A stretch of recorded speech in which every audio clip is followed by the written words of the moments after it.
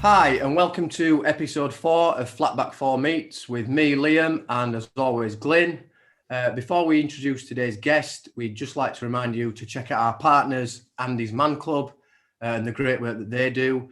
They're running more and more weekly groups up and down the country, giving men a place to talk about their mental health and any issues that they may have, which I think is something we can all get behind. So if you have a look for them on social media or Google Andy's Man Club. Today's guest is what you might call a showbiz chameleon. He's a presenter, a comedian, an author, an interviewer, an impressionist, a political commentator. He's a true John O'Shea of the entertainment industry, seamlessly going from interviewing world figures like Tony Blair last week to humouring two nobodies from Halifax this week. It's our pleasure to introduce the Flatback 4 Meets, Mr. Matt Forde. Hello, mate. Doing, what a lovely introduction. You are not nobodies, by the way. Well, you run an amazing. Tony Blair, oh no, you run an amazing clothing brand. I love your clothes. Thank you very much. They're not nobodies at all. They're really, you make really the hats as well, man. They're brilliant. Excellent. Yeah, we're proud of his hats, Glyn, aren't we? Really? Yeah, they're the marquee item, aren't they? Yeah, they certainly are. There'll be more out this winter. Nice little plug there. Yeah, exactly. Yeah, always nice to start off with a plug. We're a week late actually, Matt, aren't we? Because you had an unforeseen injury last week. Yeah, I cut my tongue on a yogurt pot. It's such a sad injury. I've got. I mean, the context to this is that I've been diagnosed with gout, and I'm 38. Okay. And I feel like I'm too young to have gout, but basically, it means my diet is really restricted. So I've not had a drink since the 4th of January. I can't drink again until September. It's appalling. Wow. I can't eat meat, or it's so restricted. Anyway, one of the few things I can have is low-fat yogurt. Right. And I've started having, you have to ration your low-fat dairy, some vegan coconut yogurt. And it comes in these big pots. It's got a foil lid. Yeah. Starving all the time because I can't eat meat, I can't drink. I'm not had a hangover this year. Anyway, I'm desperate for one. Anyway, so I've ripped the lid off and there's just a bit of foil stuck on the rim. Yeah. And because I'm a fat, greedy, I can't not lick food. There's a bit of yogurt on the thing. I just thought, okay, and licked it. It still hasn't fully healed. Wow. Caught it immediately. I pulled it out of blood, just spurting out. Obviously, your tongue is full of blood. Yeah. But it was just, I had a really important meeting like in 5 minutes' time. So I was just stuffing ice into my mouth and towels. It's just bleeding. Well, you sent us the image, didn't you? Yeah, sorry about that. But I didn't want you to think that was, because sometimes, when you book stuff and people pull out short notice, you think, oh, you bastard. So I wanted you to know that it was genuine, but it still hasn't healed. It's healed pretty quick. Well, I'm but sure the blood, the amount of blood was incredible. So I'm sorry about that. And what a sad injury. No problem. What a loser. It was vegan yogurt. It wasn't even like full fat. It wasn't even like good yogurt. It was coconut paste. Oh, yeah, that's not good, is it? I'm sorry. You were match fit for Tony Blair last week, yeah? Yes. Yeah. So I basically just patched myself up. Spotting his new look. He still had the mullet. I asked him. Yeah, we had a few texts going around the group chat yesterday about his new look. I don't know if did you see the ones where they're saying he looked like African Nations manager? I said to him, what are you most excited about? The pub's opening or getting a haircut? Yeah. He said, well, yeah, getting a haircut. But yeah. And then a week later, he still hasn't sorted it out. So I think one thing he did say, he said, look, I've not had it this long since I was at university. So it's the longest it's been, since I was young, really. So I think a lot of blokes of a particular age are quite liking having to grow it out because it reminds them of being young. I can't say much now, but oh yeah, but yours is stylish. The classic Ian Walker. I think it's a bit more sort of embrace. You look like you're about to do the official song. Well, look, yeah. No, a bit of a McManaman and curl, but it's definitely the centre part in like Ian Walker. That was other comparison for Tony Blair, wasn't it? The Steve McManaman in 2054. Yeah, that's so good. Yeah. It's like you say, I think there's a few men of a certain age now that have grown it out, and I think they're rigging the youth a little bit, maybe. Yeah. Because they can say to the missus, "Oh, well, the barbers are shut." He's probably been saying to Sheree, "Look, I can't get it cut. Yeah, the barbers are all shut. I'm not allowed people in the house, so I'm going to get drunk and I'm going to grow my hair, play my electric guitar." I don't know if you have been doing those things, by the way. That's not on the record. Absolutely. So we can't really get you on without talking about Forest. Massive Forest fan, aren't you? Oh, man. You know what? Can you see? I've just got to show you something. I've got a new... I've become obsessed with eBay. Right. And obviously, it's been around for it's basically been around since day one of the internet, but I've only just got into it. And I've downloaded the app, and the amount of stuff I'm buying. But actually, I didn't buy this off eBay. I bought it off a charity thing, but I thought you'd like it. Fans of it who are my age, so I'm 38. Back in like 1991-ish, all clubs in the top flight were releasing these. I don't know if you can see it. They're a watercolour print of the ground. Oh, nice. Yeah, with like reproduction autographs. Now, obviously, I'd rather have like a fully signed one. It's got Clough, Ian Pearce, Tommy Gaynor, Nigel Clough. Say who we got on there, yeah. Roy Keane, Steve Chettle. But it looks nice. So I bought that off a charity thing, and then I've bought, because the print's a bit faded, I bought another one off eBay. So I've got two, but one frame. But isn't that gorgeous? Isn't that like back when football was purer? I thought you were going to say you bought some paints to touch it up then. No. Where's that going? So I'll get that on the wall soon. Where's that taking pride of place? I've got a mantelpiece that, without doubt. I've got that. So I've got like loads of... oh, no. Ugh, I'm daft. Got Forest stuff on the wall there. So I've got a Stuart Pearce England shirt. That's a 1966 thing signed by 10 of the team. Oh, yes. That's McGovern with the European Cup. Clough and Taylor. Carl Froch. Yeah. It's a mix. It's a mix of things. Yeah. No. But yeah, Forest. Sorry, I just thought I bet there'll be people watching this who remember those things. Yeah, that's good. That's good. Where are we at with Forest this season then? Give us your review of the season we've come to. It basically started. Part of the problem is you can't process what happened at the end of last season without dealing with the start of this season, and vice versa. They're kind of part of the same. It's like a two-parter. It was like a cliffhanger at the end of last season. It was like the end of a series of Line of Duty. You can't get much worse than missing out. Well, apart from missing out on automatic, but you can't get much worse missing out on playoffs on goal difference, can you?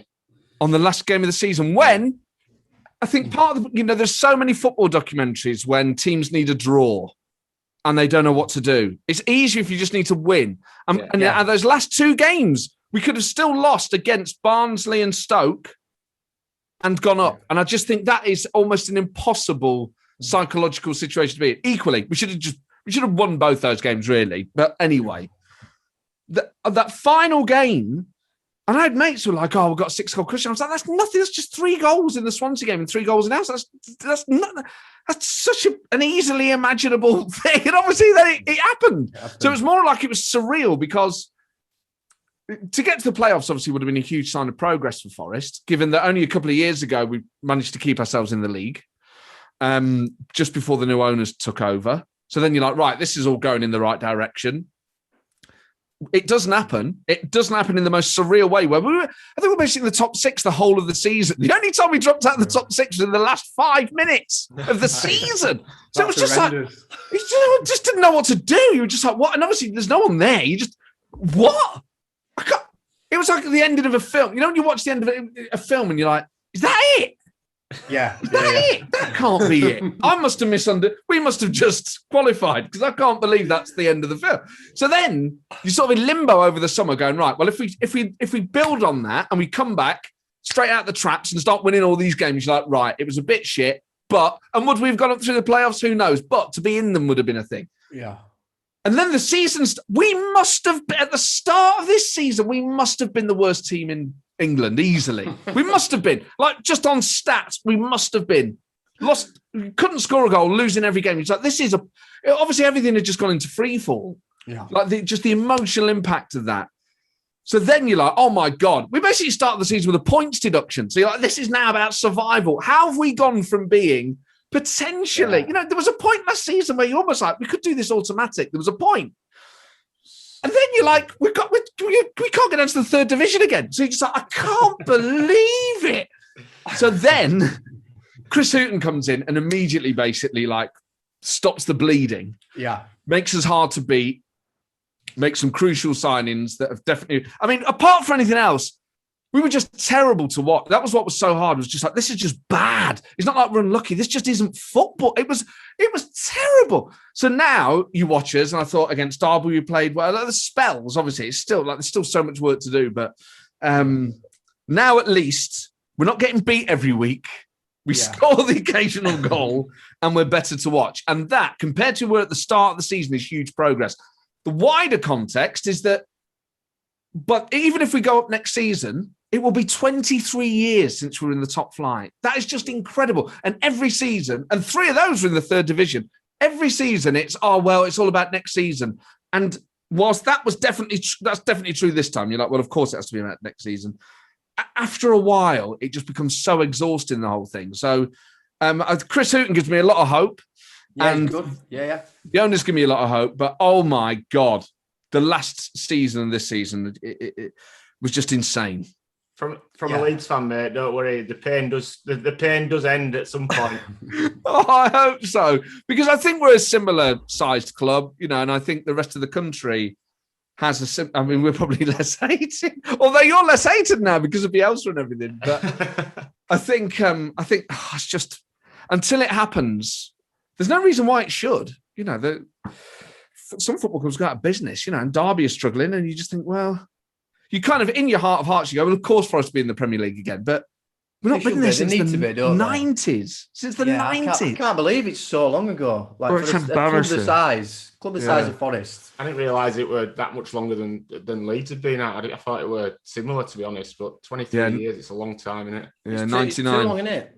So if we'd have gone up, so we can't go up this season. So even if we go, and that's if we go up next season. Yeah, we got relegated in 99. We haven't been in the Premier League since the 90s. If you did go up, were the owners the type of owners that you think could back them? To be fair to the owners, we signed so many players. Yeah, we signed about 70 players. He's signed a lot of players. Now I was looking at managers as well over the last 10 years. The turnover of managers, I can't help. Well, what's mad is we had Clough for 18 years. 75 to 93. That is an incredibly long spell, even then, at one club. And then it's just been berserk since then. Yeah. So many. And some big names. Well, it's like Fergie United, isn't it? Once he went, they had that as many, but they've scrambled a bit, haven't they, to try and get the best name, so to speak. But yeah, I think Chris Hughton is, especially Championship, I think he'll... He's organised, isn't he? He's one of them. He's setting up a team like well organised, and hopefully they'll kick on next season. I hope so. I just want to get out. I don't care how we do it anymore. I just want to get the hell out of there. I think that, Glenn, that's your sentiments exactly. That's what it's been like. Yeah, obviously we did it in a nice manner, but yeah, it's just, however, like you say, last minute winner in playoff final, anything. Just get over the line. That's the main thing, isn't it? Yeah, and obviously the season before was, terrible for you with the semis against Derby, and then you end up going up, in a really exciting way. Yeah, it's nice to see them where they are, though, now. Too right. Of course it is, yeah. But I don't mind that. Bit of karma. Don't mind that at all. Totally agree. So, just like going right back to the beginning, like, is Forest a family thing? Is it passed down? Yeah, my granddad and my uncle and my great uncle. So my mum had been to games as a kid with her dad, and then so I grew up in a Forest, house. But it was my granddad really. So he got me my first kit. Him and my uncle took me to my first game. I went with my mum's uncle to my first game, and that was just overwhelming. I don't think. I really feel sorry for people who didn't go to football as kids, to like big, not like cup finals or anything, but to go to a top division game or even a championship game as a kid. I would put it up there as one of the most important things that ever happened to me. It's 7 years old to be in a football stadium is so overwhelming. And, you think of like your first day at school and how overwhelming that is. There are very few times in life where you are overloaded with like sensory overload, isn't it? You've never seen that many people before in one place. 20,000 people there. And if you go to a Premier League game, God knows how many. Yeah. And obviously then it was louder. I was stood on the terraces, which I was terrified about after Hillsborough. I was genuinely worried as a kid because I'd seen that on the news. And then a year or two later, you're standing. And I didn't realise that obviously some parts of terraces are really quite quiet or quieter. Yeah. But I was really, really worried. And it was just like, and then obviously the pitch, everyone talks about the first time you see the pitch, is massive. Huge. And then the people that you idolise are there, Stuart Pearce and Roy Keane and Nigel Clough and Brian Clough, and you can see them. And you've never seen football from that angle before. So the whole thing is just, I still remember it, the smells of it, the grass and the fried onions and the piss and the smoke and just like all those grown men swearing and you can smell it now as you're saying it. You can smell it, and you know what I mean. You really can. It's incredible. So just wallop. You're in this. It's almost like you've been taken to like the front line of a war. Like this feels lawless. Like what? It's like being in a speeding car as a child. It's like this is an incredible thing. So of course you fall in love with it, and I think. You have to want to go. There's that sort of magic bit where I remember growing up as a kid and football beyond, but I wasn't bothered because I was 5 or 6. And then Italian 90 happens. You're like, oh my God, this is massive. And then I was itching to go into. You've got to go when you want to go because I see sometimes kids at football matches and they're not fully concentrating and the dads have taken, they're not into it yet. And I worry, I think you're going to put them off. Yeah. But I went when I was gasping to go. I couldn't wait. I was pestering to go. And it was just, it was one of the most amazing things. One of my most amazing, most vivid memories. Just, I remember so much about that day. Like it's a film trailer. And from that point on, I was just absolutely, completely hooked. Not just on the game, but on the day, on being around that many people, just on the kind of madness of it. So yeah, Forest was in the family. And then the moment I went, I was just immediately deeply hooked. What game were it out of interest? It was Forest Sunderland. In November 1991, so it must have been a birthday present. We beat them 2-0, and Steve Chettle and Nigel Clough scored. And I was behind the goal. I remember Clough scoring. They're so close. You couldn't believe you were around that kind of how big they looked, and how just like kind of messy it is that you don't see on telly. Yeah. It was just incredible. I think probably, it'd be similar time to I went to my first game, I think, just after, it'd been the season after Italia 90. And I think my dad had got some tickets to see, I think it were Man City against Spurs and Gaza played. And that, just like you say, seeing him up close like that. I think Gaza scored, actually, if I remember rightly. But coming off back of Italia 90, I think that was definitely like what got me first into football. It was actually, yeah. Yeah, it was November 1990, yeah. So not 1991, because that was the season we got to the cup final. So it would have been that, that year of Italia 90, just months later. Yeah, but getting to see Gaza must have been amazing at that time as a kid. Unbelievable. He was like a god, wasn't he? After Italia 90. I'm trying to think who else will have played in that game. But, and obviously it went at Main Road. Oh, man. So, but like you said, like the old stadiums are great. Like, it's just a good day out, isn't it? It's incredible. You can't. It's kind of scary. That's what's so thrilling about it. I remember being so scared, partly of standing, and then just afterwards, just the sheer amount of people. And obviously, at 7, you're tiny. Yeah, it's just all these people, and they're drunk, and they smell, and they're screaming stuff. And you're just like, what? It feels like it's right on the boundary, even though it's not. It's probably really safe, actually. Yeah. Obviously, we know from football it can get unsafe if people are too drunk, but like. Yeah, it was just. I think it was just part fear was part of why it was just such an amazing memory. Yeah. So did you get a season ticket after that, or did you go every now and again, or what? So I went every now and again for a bit, and then in 1992 I got my first season ticket. First season of the Premier League, 92-93, with my granddad in the A block. I mean, back then I didn't know like what the rough parts of the ground were, but I vaguely remember someone saying to my granddad, that's like the rough bit. And he was like, oh, it'll be fine. Like the A block. So the Trent End and the A block were like where all the kind of singers went, or where all the atmosphere was. So I was in the A block the first game I went to as a season ticket holder was Forest Liverpool. We beat them 1-0 on our opening game of the season. It's the first Premier League game live on Sky. Oh yeah, Sheringham scored, didn't That's right. Yeah. And you think, wow, what?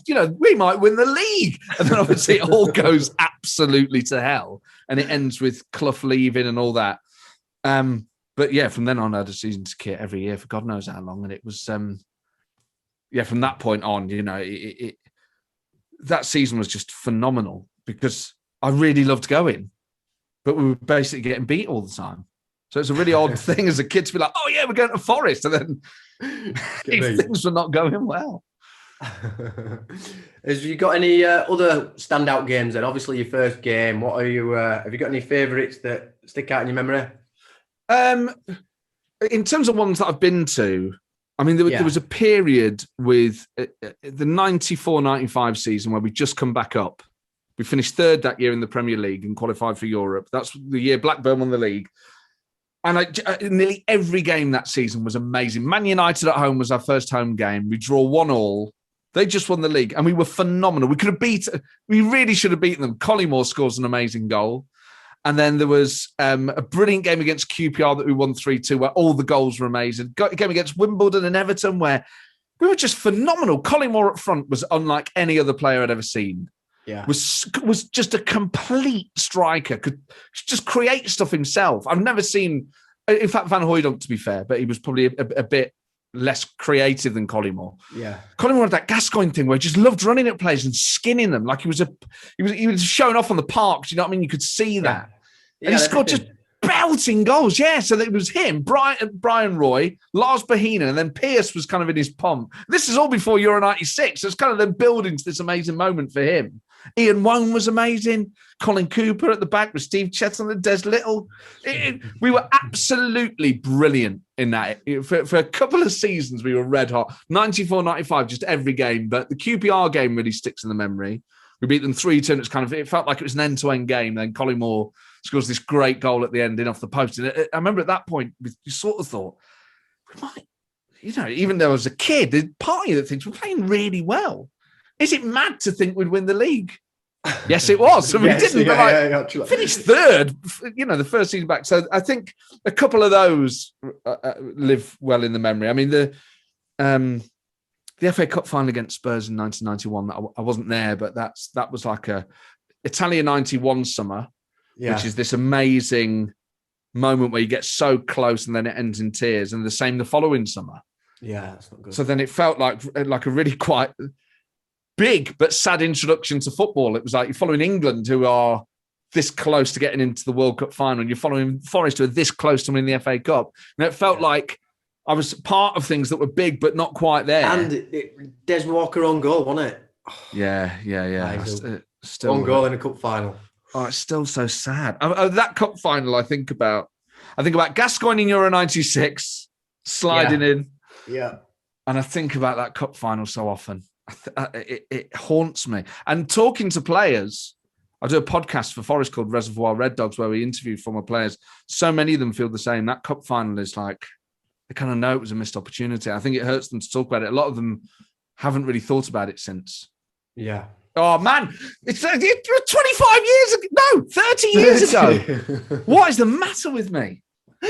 I'm staying quiet here, but I'm just loving it. It just resonates with everything, doesn't it? It's just... Exactly. I can just feel your pain. Oh, man. Cup finals I've been to and lost in. It never goes away, does it? It's like you see that image of just quickly going on to England that where Harry Kane should have squared. Sterling should have squared it to Harry Kane. Oh, the Croatian game. No, Kane. Yeah, Kane's on the near post and tries to basically squeeze it through a gap that doesn't exist. Famous freeze photo, isn't it, where the net just looks open. Yeah. And it just didn't. Oh, man. Yeah, I mean, that's only a couple of years ago, isn't it? But 2018 that was. Stick with you. The Gascoigne one that you mentioned.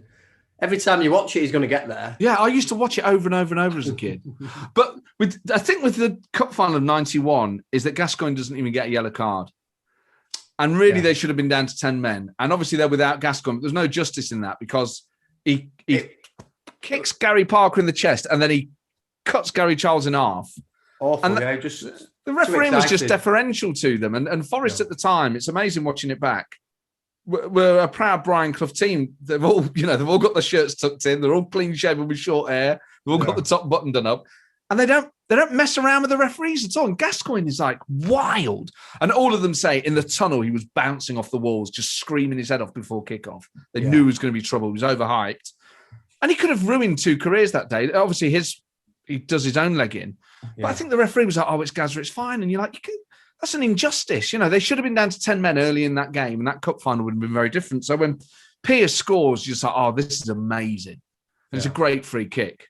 But in the end, I think if they'd have gone down to 10 men as they should have done, then it's a completely different game of football. Why am I torturing myself with this? I'm still doing punditry on a game that's 30 I was just going to say that Lineker missed the penalty as well, didn't he? He must have thought it's your day when stuff like that's going on. Yeah.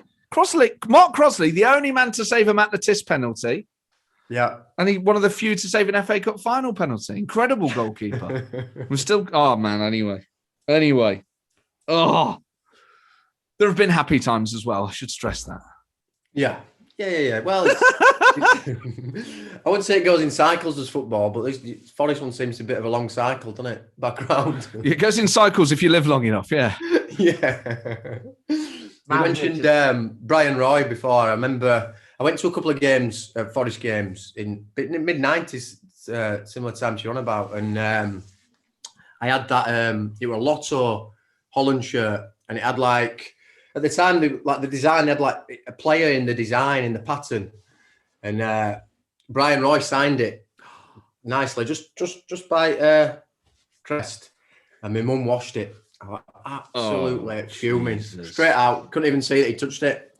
Mum, not happy about that. I mean, it wasn't Roy Keane or anybody like it was Brian Roy, but but still a star. He was good in the World Cup in '94, wasn't he? Yeah, very true. So, have you met many players like Forest players as you've got a bit older? Yeah. I mean, obviously you're saying you interview them with podcasts and that. Yeah. So I used to get their autographs a lot as a kid. I mean, I just think anyone who's played football is special because even to get to semi-pro, you have to be so good. We all remember the kids at school that were really good, and you're like, they're different. They're really, really good at it. To then play professional football, you're already in the top 0.00, God knows what percent.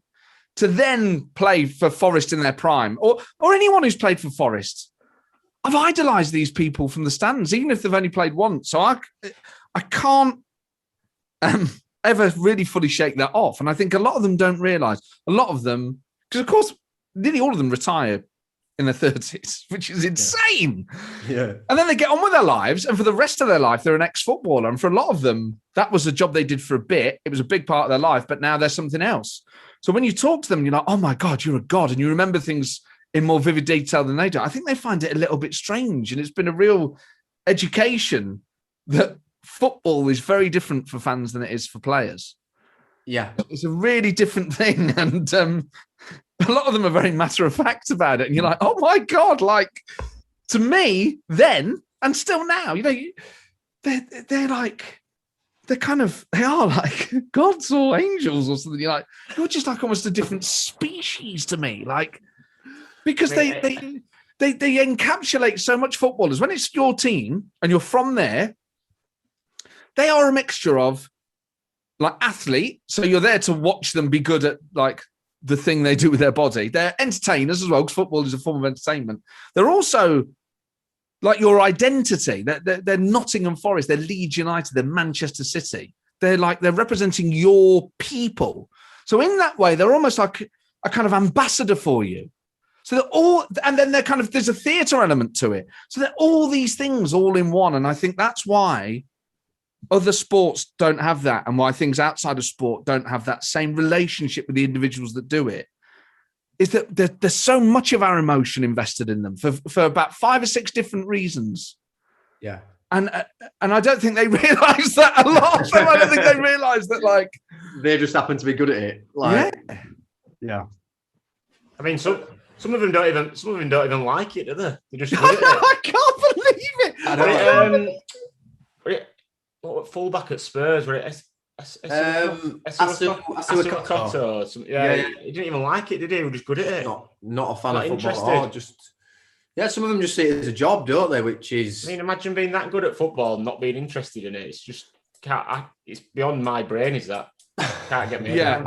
I can understand how if you play, you experience it differently. So, like loyalty to clubs obviously is different because you've got to earn a living, and you probably want to play for the biggest club if you can. So I get all that. But to not be like curious or bothered about this amazing thing that you've got this amazing talent at. I know, it's mad. It sort of doesn't make any sense. I wonder if it's one of the few things in the world where some of the people who do it actually, like Paul McCartney hating music. Yeah, exactly. You're like, what? But you're so good at it. I hate it. I never listen to it. Just got to write this song. Yeah. Give me Talk Sport any day. Take that music off. That is he's mad. Who would you say is your favourite player from your time watching Forest? Oh, Stuart Pearce, no question. And for all those reasons that it was like his personality. He wasn't the best player to play for. He was a very good footballer, but it was that presence. He was like the frontman of a band. Yeah. He had just like this when he left Forest, the atmosphere has never recovered from Stuart Pearce going as a player. There was the decibels went down. The City ground lost 20% of its atmosphere and intensity after Pearce because he knew. I've never seen any player of any club have a direct connection with the fans like Pearce did. And obviously that was partly because of the way he played. It was partly because he stayed at crucial times, particularly when we got relegated. And partly because of the way that he behaved, when the game was elsewhere. He would sort of get the crowd. And obviously other players do that, but he was the expert at it. So just little things. He never used to warm up on the pitch before kickoff. So you would never see him until it was time. And he would burst out the tunnel and come out and fucking scream his head off. At the Trent, and he's like, oh my God. So you'd seen all the others, but he would hold himself back. That's brilliant, isn't it? That theatrical touch. And you're like, and obviously, like some of the tackles he put in his free kicks, you're like, oh, guy's basically a Sex Pistol playing football. I think that's how he saw himself as well, isn't it? That's definitely, he modelled himself on that style. He likes his music as well, doesn't he, just Pearce? Oh, he's well into it. Yeah. And if you, I'm lucky enough to have met him in adult life. Yeah. And if you talk to him about music, I mean, he's so knowledgeable about it, like genuinely obsessed, because to so many gigs, he's a proper music fan. So it's kind of surreal talking to him about anything other than football. But yeah, he was my favourite. And I feel like, and I think everyone has this with their favourite players, but I feel so much personal loyalty to him. And and I think part of the reason why that penalty in 1996 against Spain is such a big deal for everyone is they know he went through a load of shit in those 6 years, and they know that if they weren't Forest fans, they probably were chanting "Psycho" as a German whenever he played whatever team they. Away fans used to give him hell, and even though obviously, like the story of Pearce, he's always this great national figure, but in between 1990 and 96, people gave him so much shit. He had to carry that, and I think for him it was more that he'd let his country down that really weighed on him. So then when he gets that moment in a tournament that he might not have played in, really not for his total commitment to his country, and then he gets that moment to just redeem himself. Fair play to him for stepping up to take that. Man, it's one of the most amazing things. I watch it quite regularly. I'll just have another look at it on YouTube. It never wears off the pleasure of seeing him just thump it home and then lose his shit. Because usually when he scored goals, he never celebrated. This sort of like granite face. There's almost like a bit of a pause, isn't it, as well? He scores, doesn't it? Yeah. And it just comes out, doesn't it? It just... Man. Oh man! Oh, nothing else gives you this. And why don't I mean? How could you not get into it? How could you watch all this and go, "Nah, I'd rather see what's on BBC Two"? I totally agree. I don't understand it. It gives me so much pleasure, a lot of pain, but like so much. Like this summer, the Euros are coming. You just think this is. We're all going to get excited about it. England are playing Scotland. What a great thrill. for this country to go through that. You know, it's going to be very nerve-wracking. Like, it's great for us all to watch that. Of course it is, yeah. Oh, man, I can't wait. Well, especially it's the fact that lockdown list day before one of his games. I know, yeah. Isn't it the Czech? Yeah, lockdown lifts on 21st, and like you say, I think it's Czechs on 22nd, isn't it? Oh, man. Imagine the scenes in the bars there. One back at the Croydon Box Park or whatever it was. I'm sure you can't drink. I know.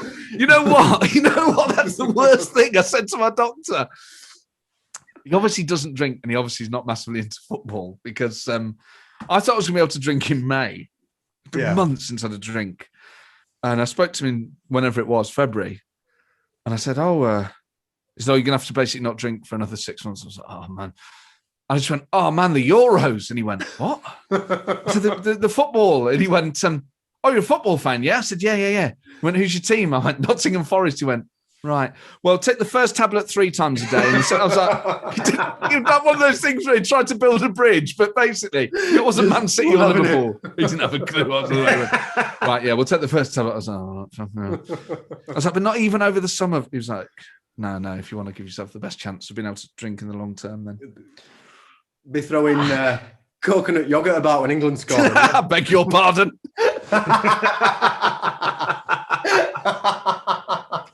Get me nicked. Can't do that at the Croydon Box Park.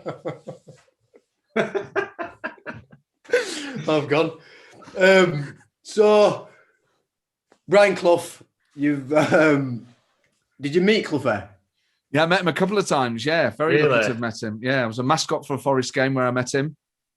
Where he, one of his last games in charge, and I should have got you the photo. Damn it! I got a photo of him in his green jumper, and me in my Forest kit, and he's hugging me. And nice. I had really bad eczema on my face at the time, and I obviously one of the most intimidating people I've ever met. And as a kid, you know, being in the Forest change room and everything, it is surreal. And they're walking around naked and stuff. You're like, what? And they say, oh, this is Mr. Clough. This is the mascot, Matthew. And he looked at me and went, bloody hell, son. You are an ugly bugger. Could I just rash on my face? He goes, what have you been doing all afternoon? Headbutting pizzas? I said, no, Mr. And I was a really shy kid. I wasn't like, this is probably why I ended up doing this sort of work.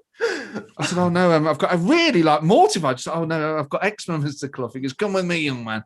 He basically takes me into the physio's room. There's a guy in there called Graham Lyas. He goes, "We've got anything for this young man's face?" He did apologise. He did apologise, actually. Went, oh, come here, give your granddad Brian a kiss. But basically, he gives me this stuff called Betnovate, which is a steroid-based ointment. And it cleared it up. So we go back to, I had to see the doctor regularly when I was a kid for asthma and extra. There's always something wrong with me, licking yogurt pots. And my doctor said, oh, wow, it's cleared up. No end. Have you changed your diet or anything? I said, no, I've got this new cream called Betnovate. Because you cannot put it on your face. It can cause skin cancer. It was tested on horses. Wow. Where on earth did you get it? And my mum was with me. She went, oh, Brian Clough gave it. Clough. And the doctor went, you met Brian Clough? Oh, yeah. And my mum was like, never mind all this Cloughy stuff. Is his face going to drop off or not? Anyway, to this day, I use Betnovate or a version of it for my body, and I use Humavate on my face. So Cloughy cured my eczema. But he years later, I had that photo of me and him, and I queued up for ages to get it signed. He brought out his second book, Walking on Water. And I got the book signed, and then I handed him the photo. And I said, oh, would you mind signing that as well, please, Mr. Clough? And he looked at the photo and went, oh, I looked a lot better back then. So did you fat bastard. Signed it. No, the only 2 times I properly met him, he insulted me. But he's absolutely killed you. Give me 2 great stories, yeah. I must admit, I didn't expect to get a story like that out of this podcast. That's brilliant. Yeah, he was amazing. The most charismatic, even that second time where, the first time I met him, I'll send you the photo. His face is red raw. He was in a really bad way. And that was the 3rd of May, 93. We drew 1-1 with Palace. I was the mascot. And then we were relegated in the May. So it was one of our last home games, one of his last in charge. And it was the first time I'd really smelled alcohol on an adult's breath before, that kind of hot, sweet smell. Yeah. And even as a kid, you're like, oh, I was used to looking at my face because of eczema, and it didn't look great. But it was so charismatic and so funny and everything, and so warm. It sounds cruel. It was all done really warmly. Oh, I'll give your granddad Brian a kiss and stuff like that. I was like, oh my God, this is incredible. And if they're gods, he's like beyond that, And that second time I met him, he looked a lot better. But even then, even past his pomp, even past his prime, he had, and I've never encountered it before, and I've met a lot of footballers. I used to get their autographs as a kid and met a lot of politicians and all sorts of other people. I've never met anyone anywhere that had the specific charisma that he had. It was like pure animal charisma, almost like a kind of lion or like an ape. It was like, it's not a charisma that humans have. There was a kind of, there's just something awesome about it. Yeah, wow. It's just completely different. And it was warm as well, and it was sharp and all these other things that he was. Really complex person. But in terms of just a raw, charismatic presence, I've never experienced anything like it. Both times I saw him and spoke to him in the flesh, he was an overwhelming individual to be in the presence of. And I think that came across. I think that's why he transcended football and he reached through people's telescreens, and people all over the country knew he was and loved him as an entertainer, even beyond football. You can't get that level of fame and adoration without having that something. And he had that elusive stardust that I think even people in Hollywood don't have. I'm not sure how many people alive at any one point actually possess that level. He is the only, and I've met really, Tony Blair is a very, very charismatic person. Noel Gallagher is a very charismatic person. You meet people who are really charismatic and have pick that these thing. names up. Just put these names up. They won't remember meeting me. Be like, wow. When you're in the presence of Clough, is like literally the needle goes off the scale. Unlike anything I'd ever. It's almost like it would make you believe in like the Matrix or God, because you'd just be like, you can't be made out of the same stuff as the rest of us. This is like, this is just next level. He had an awesome power about him. And what a football manager as well. His record is... We haven't even got onto that. Oh, man. Do you know what I mean? What he does at Forest is insane and hasn't been repeated for a reason, because it's basically impossible if you're not Brian Clough. But he'd already done it with Derby. He takes two second division, basically, at the time, crap clubs, turns them into champions of England. And actually, with Derby, he's probably swindled out of what would have been a European Cup by corruption. So, and thank God they were, in a way. And then he does it again at Forest, and he does it with worn out tools. He does it with players that are on the transfer list, that are overweight, that drink and smoke, and it's just an incredible. And when you talk to that generation, who are all still really lucid and they're all really young, it's so odd how young they all are. Yeah. But I've interviewed a lot of them, John Robertson and John McGovern and Gary Birtles. The way they talk about him is incredible. He lives on through them, because the way they talk about his kind of presence and his ability, what's amazing is they all say this, he made it so simple. And the problem with that is when someone makes it look simple, you go, well, then anyone should be able to do it. But obviously that is the gift of really talented people, is they make it, it's like, if you take Oasis as an example, they make the songs sound familiar the moment you've heard them. And that is a knack, because they're so good at songwriting. You go, well, I must have heard it before. This makes me feel like I've heard it before. And Clough with football was basically a visionary who could explain it really, really well and make it feel as if, though, if you just compartmentalize it down, you give everyone clear direction, they get on with it.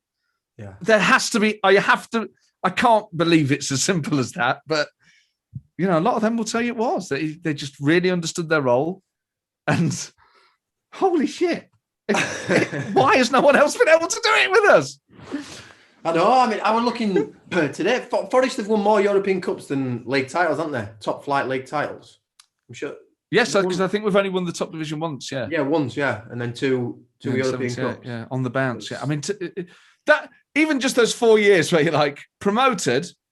So 4 years. One season you're promoted, the next season you're champions of England, then you're champions of Europe, then you're champions of Europe again. You're it's insane. It's off the charts. It's off the charts. That film, I Believe in Miracles, if people haven't seen it, is the best telling of that story I've ever seen. Oh, I've not seen that. Oh man, you'll love it. It's made by Johnny Owen, who made Three Kings, and he's made all sorts of great films. But that is his. It's just it's really worth watching. It tells the story really well and with great humour. It's a real treat of a film. Yeah. We know you're pressed for time a little bit, Matt. So we did want to talk about England. I know we've touched on it a little bit, but I feel like you're a proper England fan. Do you know? Yeah, I know some people watch England and they like England, but they're always. I know you'll be club before country and stuff like that, but I do feel like you are a proper England fan. If you get me. You're absolutely right. I've always loved it, and even in the difficult years, I always just maybe it's a generational thing, but maybe it's not, because I have friends of a similar age who fell out of love with England in like the so-called golden generation. But I was always like, if they're there, what are you going to do? Not support them? Yeah. And I think it's a chance to be part of something bigger for most of us. Is one way of looking at it. Like, we get to support Harry Kane as one of our own, and that's exciting. And it's after Euro 96 and Italia 90, and obviously the other summer, you're like, there's some. I just love things that bring the country together, and like, without being political about it, I think you need to give people positive role models, and you need to give people reasons to like where they live. And I think in the last few years, whatever side of whatever political debate people are on, I think Britain has been a bit down on itself. And I think England, more so than any other of the four home nations, has had a bit of an identity crisis. And I think, for all our faults, England's a great place. Yeah. And we need more people to say that. And it doesn't mean we think we're better than everyone else, because we're not.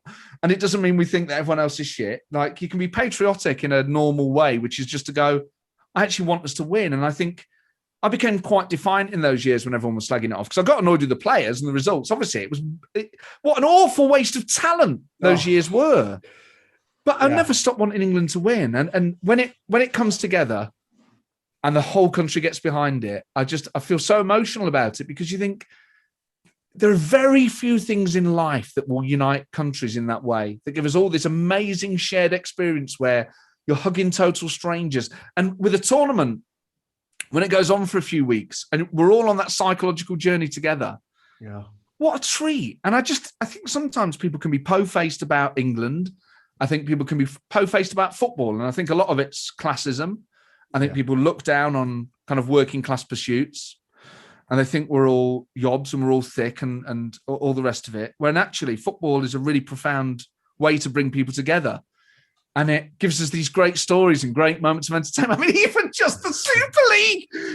What an amazing distraction from COVID. You're like, this is obviously not going to happen. The whole thing's insane. It's ludicrous. Let's just see how quickly this thing dies. It's like dead within 4 days.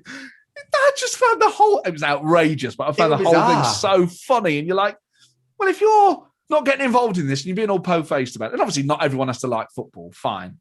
But you know what? I was in a pub before lockdown, obviously, in like the olden days. And it was, I think Arsenal-Liverpool was on the telly. I was in this pub in London with a couple of mates. They'd been down for the weekend. We'd had a great weekend. They were getting the train back to Nottingham. And it was a pub full of people just watching this game. It wasn't a rough pub. People weren't behaving in a rough way. They were just like, whoa, all the oohs and ahs. Like people watching a firework display, basically. Just, oh. This guy comes in, stands at the bar and goes, football. Loud like that. I was like, you're right, mate. And I was like, just leave him be. And then a player goes down, you don't get this in rugby, and you start, oh, God. Oh. You're one of these people. Now, there's nothing wrong with liking rugby, right? But I would never go into a rugby pub during a rugby game and start going, rugby. Oh, you don't get this in football. You'd be like, leave them to enjoy their thing. Correct.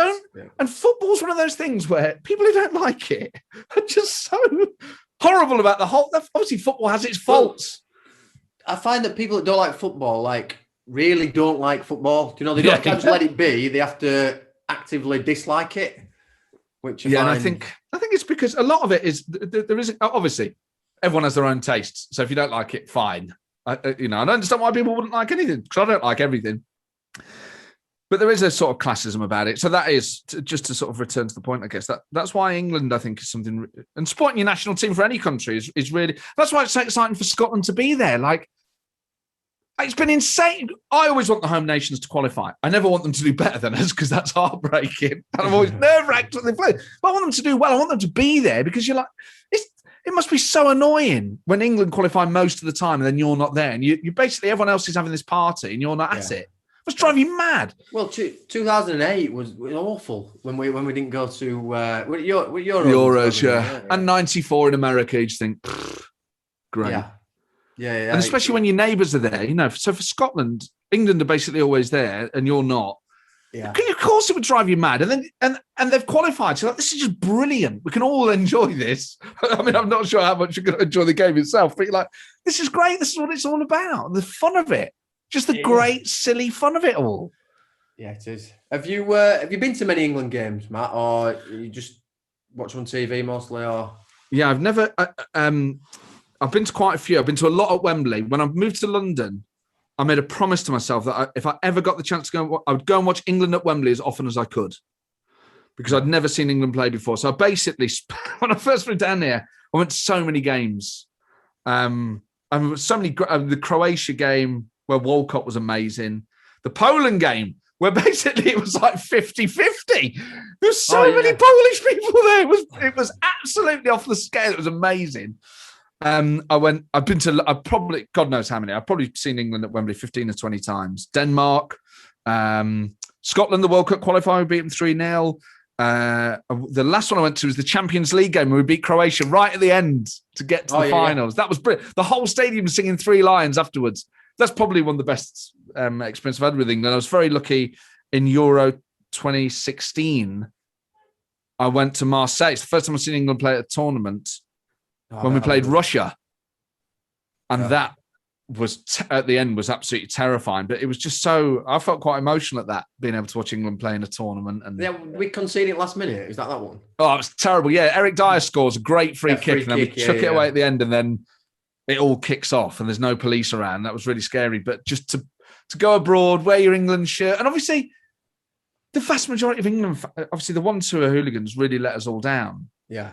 But I find with England fans that the rest of us, which is the vast majority, and I know this just how I feel, and I know that other people feel like this, you're so aware that if you're wearing an England shirt or speaking with an English accent, that people are really wary of you. So then you go out of your way to be so nice because you think, as long as just one French person says, oh, actually, the England fan I met was really nice. So then there's this weird thing where either you get our hooligans, or you get the politest football fans probably in the world who are go out of their way to be so nice to correct the cause. Yeah. And I was near the stadium with thousands of England fans, and there were these bars playing I can only describe as a happy hardcore version of God Save the Queen.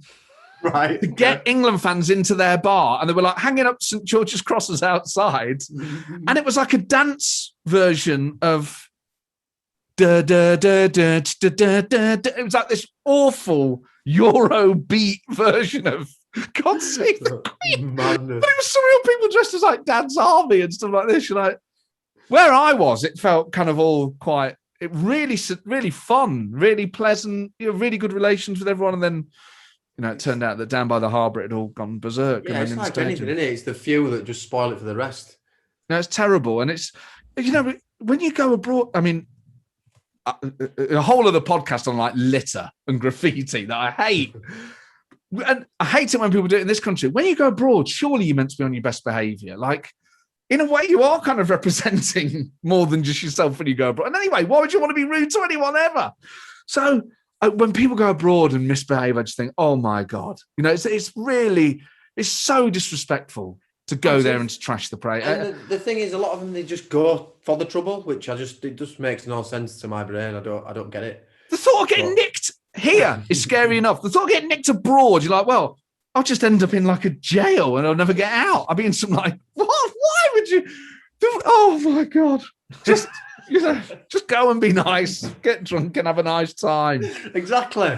That's what it's all about. Yeah. So to finish, Matt, we usually go through people's best flat back fours. Okay. Obviously, it's usually people have played with, but unless you want to do your school team. We said if you do your favourite Forest flat back four. Okay. We start with left back. We'll get that one out of the way, yeah? Stuart Pearce. Of course. I could have joked. Really? I mean, to be fair, Alan Rodgers was very good. But yeah, Psycho. Psycho at left back. Yeah, for all reasons you've mentioned previously. Yeah. Yeah, he's got to be in it. Right back. Des Walker. Super. Reasons behind that just speaks for itself, really, doesn't it? But... Yeah, probably. I mean, probably one of the... At the time, he was probably the best defender in the world. Yeah. Italia 90 era. Superb. Just, as the chant went, you'll never beat Des Walker. And it was factually true. Players just couldn't get around him. He was such a fantastic defender. Like, made it into an art form, really. He was so good to watch. Yeah. His timing was out of this world. And I know it's only a small thing, but I just thought he looked so cool. I just thought, like, him and Psycho were like, they were Forest and they were England. They looked great in the shirts. They looked great in the kits. And like, I remember meeting Des Walker in a pub after a game once. It was like, oh man, like you and I mean, we had him, Pearce, Nigel, Neil Webb, Steve Hodge. So like, we were contributing a lot to the England team. I was like, I must have been so cool at the time, like playing for Forest, playing for England, getting to wear the kits. Again, it's almost like for fans, the kits are probably a bigger deal than players. Oh, absolutely, yeah. That Italian 90 kit was great. You looked really cool in it. And you and Psycho with his haircut and you with your flat top. And he was just like, yeah. I think he just thought that it was basically it'd be like talking to like anyone who has to wear a uniform for work. Yeah. Like saying to a coal miner, oh, those lamps were great, weren't they? They really brought out your eyes, those lamps. And the British coal flak jacket with the reflective bit. Was that the season, yeah? 84, yeah. When you had like, it's just a coat, mate. So I think sometimes when you talk to footballers, beware of like thinking they think about it like you do. But yeah, Des Walker at right back. Yeah. One centre half, right hand side centre half. It doesn't matter which.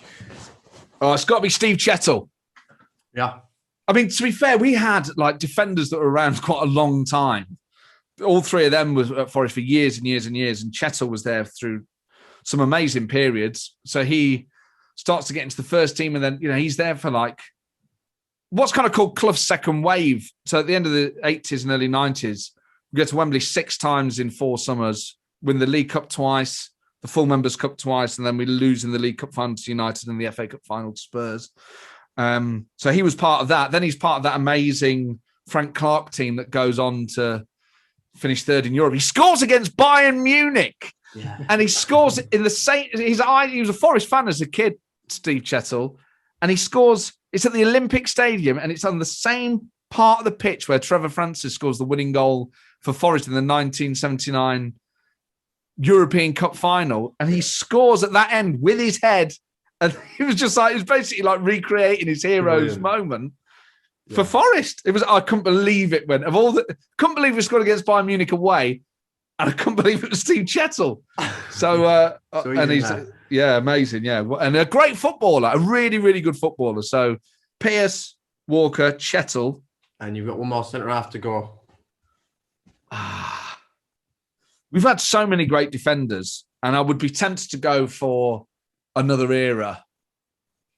But I'd put Colin Cooper in the middle because, again, I think we signed him from Millwall. He was brilliant and hard as nails, great footballer, deadly from free kicks. And if Psycho hadn't have been around, he would have been our number 1 free kick taker. And he scored some amazing... One against Derby towards the end of that season when we got promoted. He was great and just immediately fitted in. So I don't think they ever played together because Cooper really would play where Walker did. But those 4, all exceptional players. Sounds good to me. So just to finish, Matt, do we win the Euros? Oh man! I mean, you have to say, and this is the problem with, and again, this is the sort of the terrible lot of being an England fan is we do have really talented players, and it's not beyond us to win something. It's not ludicrous to think a team that contains Phil Foden, Jack Grealish, and Harry Kane would win something, let alone Raheem Sterling and Rashford and all those other amazing players. I'm gonna say, two of them first three might not even start yet. I know. Well, this is it. You're like, what? So the talent is exceptional, but obviously the problem we've had is we've always produced a high level of talent. It's not always come together, but it came together in the World Cup, and I think Southgate seems to know what he's doing. And I think the main bit of progress in that World Cup wasn't just getting to the semi-final. And actually, I think if we played that semi-final a year later, I think we'd have beaten Croatia.